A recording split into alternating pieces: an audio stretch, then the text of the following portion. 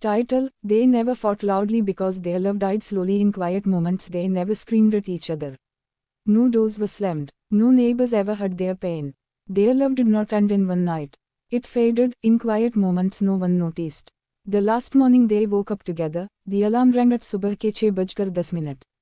It rang twice. She reached out to stop it, but her hand touched only the cold space beside her. He was already awake, sitting at the edge of the bed, fully dressed, shoes on, tying his laces slowly, like he was afraid of making noise. She watched him from behind. Once, she used to wrap her arms around him every morning. Once, he used to smile when she did that. Now, she stayed still. Not because she didn't want to touch him, but because she didn't know if she was still allowed to. He finished tying his shoes and stood up. "Tea?" he asked softly, without turning. "Yes," she replied. Her voice sounded tired, even to herself. That was it. That was their conversation. Silence returned, heavy and familiar. They were not always like this. Years ago, they laughed loudly. They talked endlessly. They shared food from the same plate and dreams from the same heart. Back then, silence meant comfort. Now, silence meant distance. Their love didn't break suddenly. It cracked, slowly. They met in a small bookstore on a rainy evening. She was standing near the window, holding a book she had no intention of buying. He was searching for something to read but kept glancing at her instead. When she dropped her umbrella, he picked it up before she could. "You dropped this," he said, smiling. "Thank you," she replied, embarrassed. That simple moment became their beginning. They talked about books, rain, and things that mattered. He liked how she listened. She liked how he spoke gently, like his words were careful not to hurt anyone. Their love grew quietly too, but beautifully. They promised they would never hurt each other loudly. And they kept that promise. Too well. The first change happened after they moved into a bigger apartment. More space, more rooms, more silence. Life became busy. Workdays longer, nights shorter, conversations shorter too. She would cook dinner and wait. The food would get cold. He would come home tired, say sorry, eat quietly, and fall asleep with his phone still in his hand. She told herself, he's just tired. He told himself, she understands. But neither of them actually said these things out loud. One night, she sat on the couch waiting for him. The TV was on, but she wasn't watching. She was listening for the sound of keys at the door. When he finally came home, it was past midnight. "I saved dinner," she said. "I already ate," he replied. "Oh, okay." That word, okay, became her shield. She stood up, took the plate, and threw the food away. Not angrily, slowly, quietly, like everything else in her life now. He watched her back, wanting to say something. But the words stayed inside. Silence won again. They stopped asking each other questions. "How was your day?" disappeared first. Then, "Did you eat?" Then, "Are you okay?" Soon, they were just two people sharing a home, not a life. They slept on the same bed, but miles apart. Sometimes, she cried quietly into her pillow, making sure her sobs didn't wake him. Sometimes, he stared at the ceiling, wishing she would ask him what was wrong. But she didn't, and he didn't ask her either. The betrayal was not another person. It was neglect. It was choosing phones over faces, work over warmth, silence over truth. On their anniversary, she wore the dress he once loved. She cooked his favorite meal.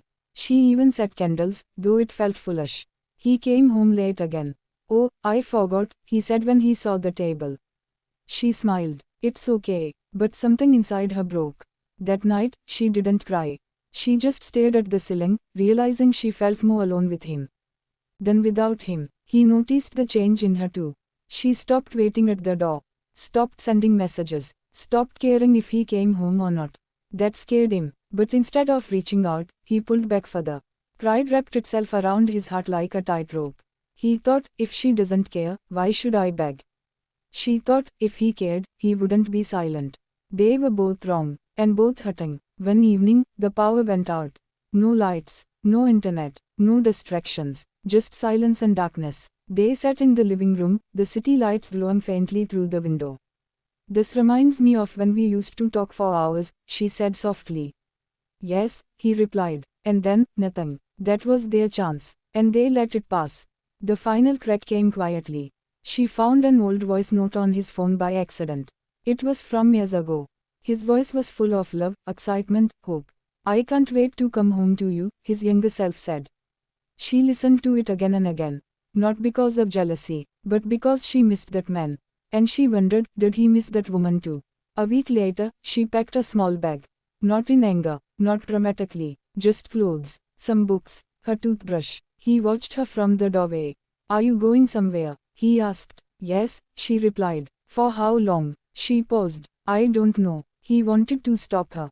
To say something meaningful. To fight. But they never fought loudly. So he stepped aside. The door closed quietly. No tears, no shouting, no goodbye kiss. Just the sound of a lock turning. Days passed. The apartment felt different. Bigger, emptier. He started noticing things he ignored before. Her favorite mug still in the sink. Her sweater on the chair. Her scent on the pillow. Silence now screamed. He wanted to call her. But what would he say? I miss you felt too small. I'm sorry felt too late. She stayed with her sister. At night, she stared at the ceiling, replaying memories she tried to forget. She missed him, not the man he became, but the man he was. She waited for a message.